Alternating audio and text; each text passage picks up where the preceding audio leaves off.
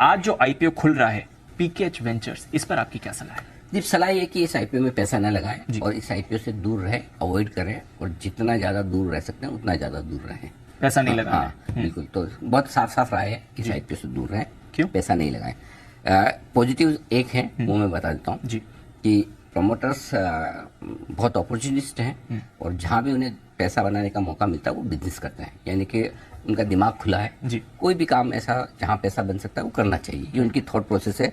और इसी वजह से डाइवर्सिफाइड बिजनेस है, कंपनी का होटल का कारोबार है, कंस्ट्रक्शन का कारोबार है, हाइड्रो पावर प्रोजेक्ट बना रही है और अमर रेमेडीज जैसी आयुर्वेदिक एफएमसीजी कंपनी को भी टेक ओवर करने की कोशिश में है एनसीएलटी के जरिए। यानी कि चारों कारोबार का दूर दूर तक आपस में कोई रिश्ता नाता नहीं है। इसका मतलब क्लियर है कि प्रमोटर्स को ये समझ में आता है कि जहाँ दो पैसा बन सकता है वो काम करना चाहिए।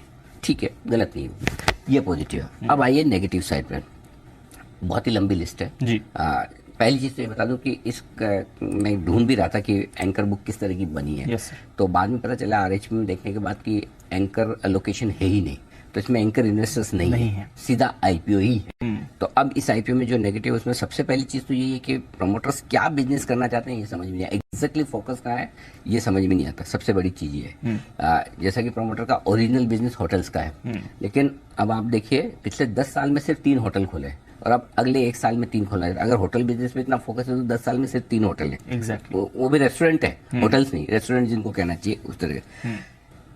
दूसरी बात यह कि कॉर्पोरेट स्ट्रक्चर बहुत मुश्किल बना के रखा हुआ है, नो सब्सिडीज हैं। हालांकि मैनेजमेंट से जब मैंने इंटरव्यू किया था उनका ये कहना भी था कि भाई हमने इसलिए बना रखी है, हर एक हम बिजनेस करते हैं तो उसके लिए अलग सब्सिडी बनाते हैं, बट वो एक कॉमन इन्वेस्टर के लिए समझना बड़ा मुश्किल काम है। आप मेन कंपनी को ही नहीं समझ पाते तो सब्सिडीज को जाकर कहाँ समझेंगे।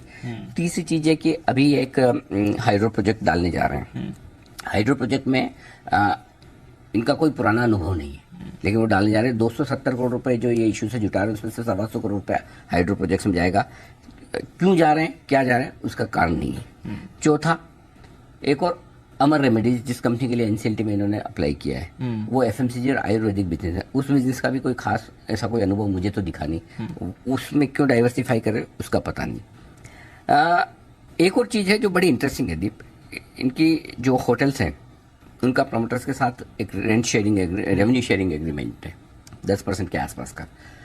वो मार्च 23 तक उन्होंने पोस्टपोन करके रखा है क्योंकि आईपीओ आ रहा है तो नेचुरली आपको प्रॉफिट दिखाना होता है। बिल्कुल। लेकिन लेकिन वो रेवेन्यू शेयरिंग एग्रीमेंट है, भले ही कंपनियां प्रॉफिट बनाए ना बनाए लेकिन प्रमोटर को मिलेगा, तो वो ग्रुप कंपनियों को यानी प्रमोटर कंपनी को इन कंपनियों से पैसा जाएगा।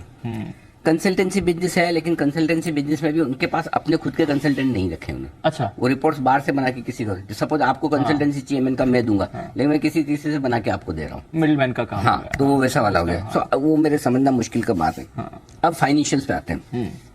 फाइनेंशियल बहुत ही कमजोर है। 2021 में जो रेवेन्यू था उसमें 242 करोड़, 22 में 199 करोड़ रह गया और ये 9 महीने के जो आंकड़े उन्होंने दिसंबर तक के दिए वो 125 करोड़, तो उल्टा रेवेन्यू कम हो रहा है। अब इनके कुछ प्रोजेक्ट्स की वजह से कम ज्यादा हो सकता है जो भी हो, लेकिन इस तरह का रेवेन्यू ऊपर नीचे होना मार्केट को पसंद नहीं आता। दूसरा ये कि वित्त वर्ष 2020 में कंस्ट्रक्शन का रेवेन्यू था 0 और 21 में 61% रेवेन्यू उसी से आया। एक साल में, एक ही साल में, क्योंकि कोई कंस्ट्रक्शन का प्रोजेक्ट मिला होगा उन्होंने रेवेन्यू शुरू कर दिया। अदर इनकम हटा दो तो प्रॉफिट नहीं के बराबर है दोनों तीनों साल में, नहीं के बराबर। जो फाइनेंस इनकम से अदर इनकम से जो प्रॉफिट आ रहा है वही ज्यादा मुनाफा दिख रहा है। दूसरा, कर्ज में लगातार बढ़ोतरी हो रही है। 2019 में कर्ज 26 करोड़ था, 2022 में 172 करोड़ पहुंच गया, तो डेट बढ़ रहा है। कमजोर कैश फ्लो है। अगर आप देखें तो पिछले साल तो कैश फ्लो थोड़े, अभी दिसंबर 2023 के जो कैश फ्लो तो माइनस में आए, नेगेटिव आए हैं, तो आपके लिए कैश फ्लो उतने भी नहीं कि आप फाइनेंस कॉस्ट को इजीली मैनेज कर पाए। कैश फ्लो अनप्रेडिक्टेबल है, ये मैं ज्यादा कहूंगा।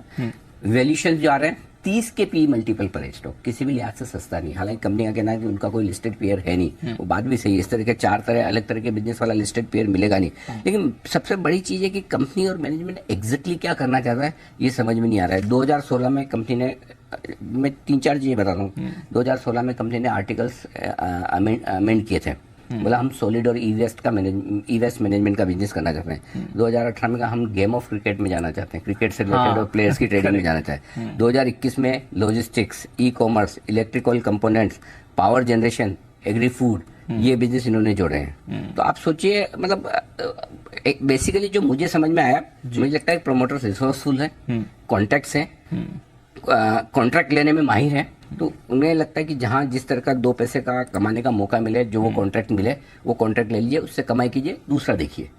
ये मुझे उनकी एक्सपर्टाइज नजर आई, तो उसकी क्रेडिट मैं देता Got हूँ। it. उन्हें बिजनेस सेंस करने की एक्सपर्टाइज हो सकती है, लेकिन एज एन इन्वेस्टर अगर मुझे ये नहीं पता कि अगला बिजनेस प्रमोटर का कौन सा होगा या कितने और अलग अलग तरह के बिजनेसेस होंगे, तो फिर मेरे लिए मुश्किल, और उसके ऊपर 30 के पी मल्टीपल पर मुझे किसी भी हिसाब से सस्ता नहीं लगता। तो मेरी क्लियर कट अवॉइड करने की राय, क्लियर कट अवॉइड करने की राय। ठीक है अगर आपको मैं ये नहीं कहता कि लिस्ट नीचे होगा ऊपर होगा, मुझे नहीं पता, लिस्टिंग हो सकता है बहुत ऊपर हो, जी।